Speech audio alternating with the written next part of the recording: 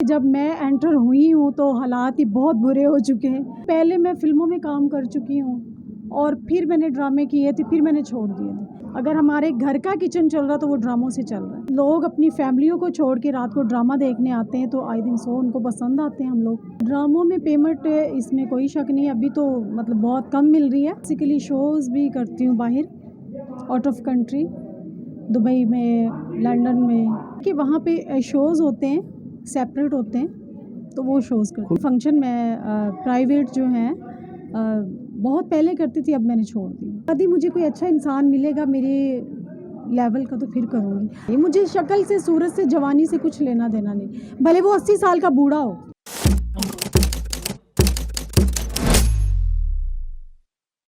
अस्सलाम वालेकुम नाज़रीन, मैं हूँ खिज़र अब्बास और आप देख रहे हैं इनर पाकिस्तान। आज इनर पाकिस्तान के साथ मौजूद है नया उभरता हुआ चेहरा फ़रीहा ख़ान।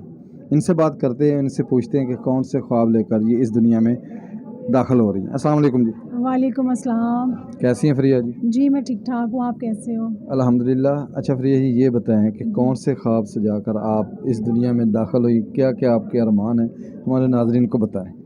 बेसिकली मैं तो यही कहना चाहूँगी कि जब मैं एंटर हुई हूँ तो हालात ही बहुत बुरे हो चुके हैं और आपको पता है जैसे कि कोरोना है, जैसे कि डेंगी है, इन चीज़ों को लेके हम सब आर्टिस्ट जितने भी हैं वो सारे परेशान हैं और समझ नहीं आ रहा कि आगे हम तरक्की क्या करेंगे। जो हालात मुल्क के इस तरह जा रहे हैं तो समझ में नहीं आ रहा क्या होगा। ये आपने ड्रामा ही, थिएटर ही क्यों चूज़ किया?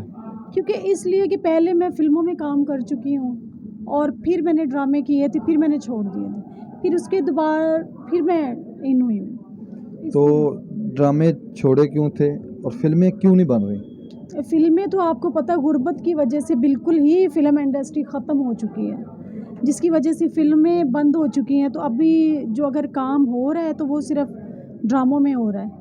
अगर हमारे घर का किचन चल रहा तो वो ड्रामों से चल रहा है। ड्रामे भी दो किस्म के हैं, एक थिएटर का ड्रामा और टीवी का ड्रामा। आप कौन सा ड्रामा का बता रही हैं, ये बता दें। नहीं, मुझे तो बेसिकली कभी भी टीवी का इतना शौक़ नहीं था। मुझे बेसिकली शुरू से ही फ़िल्मों का और स्टेज का शौक़ था। स्टेज का शौक़, और अब आप स्टेज में जो ख्वाब लेकर आई हैं, आपका क्या है कि किस मुकाम पे आप पहुंचना चाहते हैं? मैं इंशाल्लाह जब अच्छे मुकाम पे होंगी तो आप सबको पता चलेगा इंशाल्लाह। नहीं, कौन सा हर बंदा सोच के आता है, अक्सर ये कहते हैं कि मैं नरगिस बनने आई हूँ, आप क्या नहीं, बनने नहीं, आई नहीं, हैं? नहीं, नहीं, मैं उनकी जगह तो नहीं ले सकती। वो बहुत बड़ी एक्टर हैं, बहुत बड़ी आर्टिस्ट हैं। तो इंशाल्लाह मैं अपनी मेहनत से अपना मुकाम बनाऊँगी। कि आपने फिल्में भी की और अब थिएटर भी कर रही हैं, तो फिल्मों में जो फ़नकार हैं उनको रिस्पेक्ट ज़्यादा मिलती है, जो थिएटर में फ़नकार हैं उनको रिस्पेक्ट ज़्यादा मिलती है? जबकि अगर देखा जाए तो शोबिज़ के लोगों को, जो आम लोग हैं, घर जिसको कहें कि फैमिली वाले, वो इसको अच्छा नहीं समझते। आप क्या कहती हैं? मेरा ख़्याल यही है कि जितने भी हम आर्टिस्ट हैं, अगर वो ड्रामे का काम है, अगर फ़िल्मों का काम है या वो सीरियल ड्रामे का काम है, बेसिकली इसमें ये है कि रिस्पेक्ट, इज़्ज़त सबको मिलती है। और रही फैमिलियों की बात, लोग अपनी फैमिलियों को छोड़ के रात को ड्रामा देखने आते हैं तो आई थिंक सो उनको पसंद आते हैं हम लोग स्टेज। क्यों ड्रामा देखने आते हैं? ऐसे ड्रामे में क्या बात होती है कि लोग फैमिलियों को छोड़कर ड्रामा देखने आ रहे हैं बकौल आपके?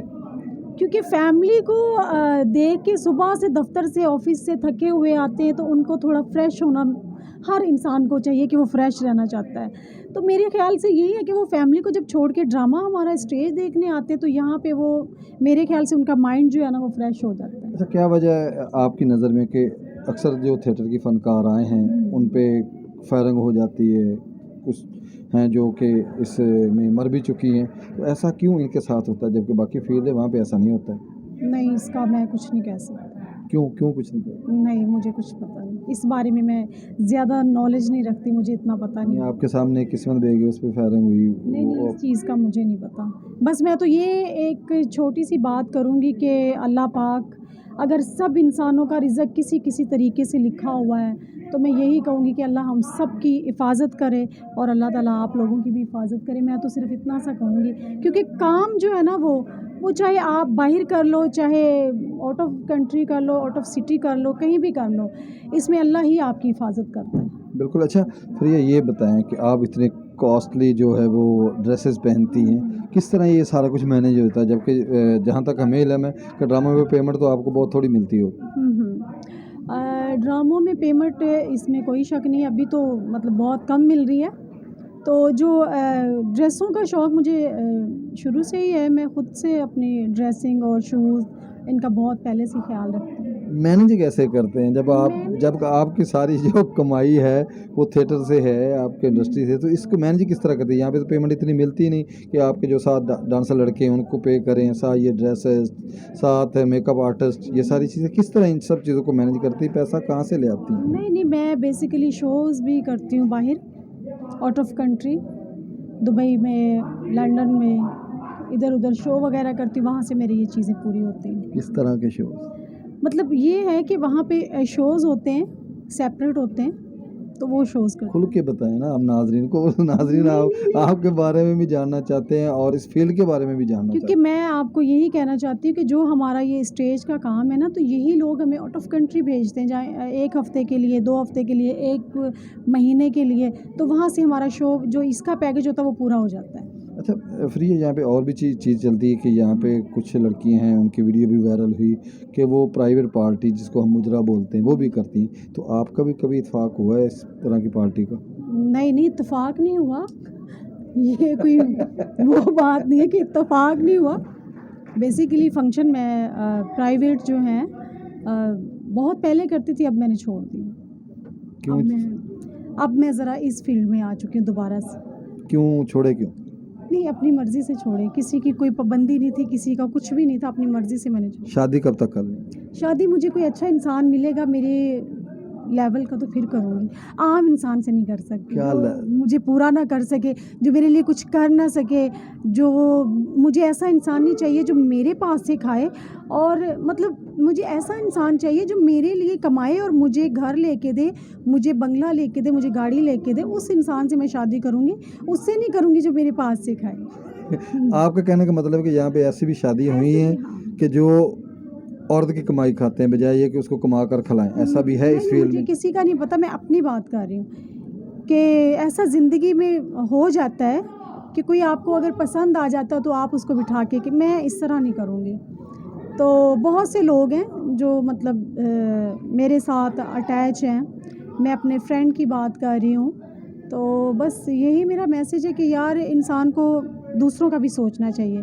मैं अपनी बात करूँगी कि मेरे लिए सोचे, कोई अच्छा इंसान अगर हो मेरे लिए तो वो बस हमारे चैनल के थ्रू आप रिश्ते की दावत दे रही हैं।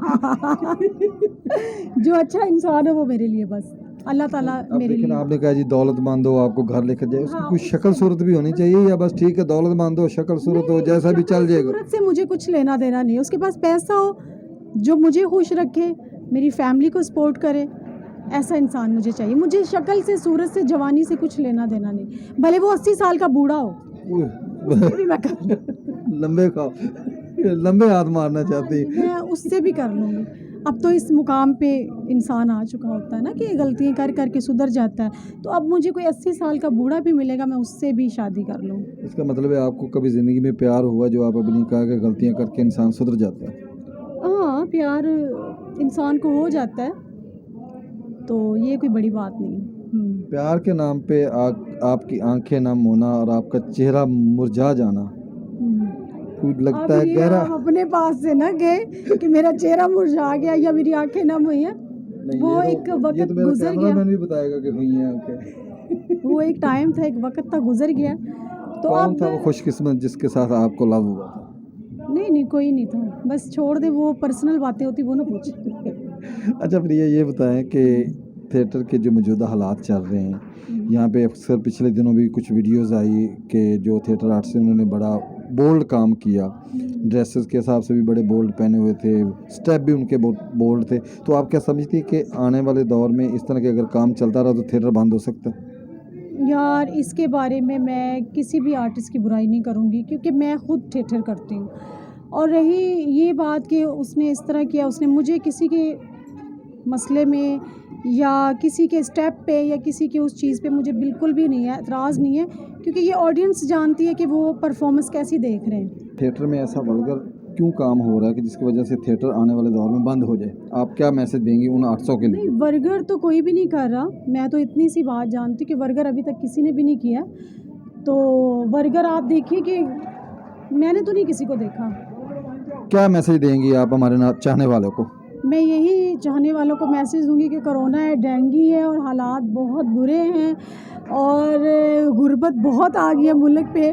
और प्लीज़ आप आए, हमारा ड्रामा देखें।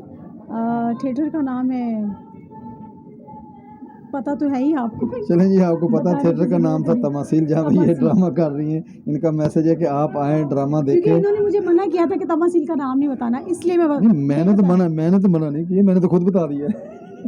अगर मैंने मना किया तो मैं खुद क्यों बताता। हाँ, बताएं। दरअसल मुझे शालीमार दिमाग में आ रहा था कि शालीमार तमासील। और ठीक है जी, प्लीज़ आप तमासील आएं। आप आगे देखें वो आगे और देखें, इनकी बहुत परफॉर्मेंस को पसंद करें या ना करें, इसके कमेंट्स आप इनके इंटरव्यू के नीचे करें। Thank you. अल्लाह हाफिज़।